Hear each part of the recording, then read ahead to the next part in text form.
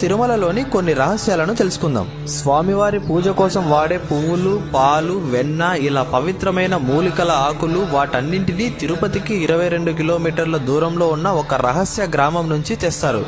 ఇక్కడ ఉండే గ్రామస్తులకి తప్ప ఈ గ్రామం గురించి ఎవరికీ తెలియదు. ఇక్కడి ప్రజలు చాలా నిష్టగా ఉంటారు. గర్భగుడిలో పూజలకు ప్రకృతి నుంచి అవసరమయ్యే ప్రతి దానిని ఇక్కడ నుంచి తీసుకెళ్తారు. మనం గుడిలోకి వెళ్ళగానే స్వామివారు గర్భగుడి మధ్యలో ఉన్నట్టు కనిపిస్తారు. కానీ స్వామివారు కుడివైపు ఒక మూలలో ఉంటారు. అయినా మనకి మధ్యలో ఉన్నట్టు అనిపిస్తుంది. స్వామి విగ్రహానికి జుట్టు, చేతికి గోర్లు కూడా ఉంటాయి. కానీ అది నిజమైన జుట్టు కాదు అని స్వామివారి ప్రధాన అర్చకులు రమణ దీక్షితులు ఒక ఇంటర్వ్యూలో చెప్పారు. ఎందుకంటే స్వామివారు దేవుడు. ఆయన విగ్రహం ప్రకృతికి సంబంధం లేనిది, మానవులకు ఉన్నట్టు ఉండదు. ఆయన భగవంతుడు అని చెప్పారు. శ్రీవారి విగ్రహం వెనుక నుంచి ఎప్పుడూ సముద్రపు శబ్దం వినపడుతూనే ఉంటుంది.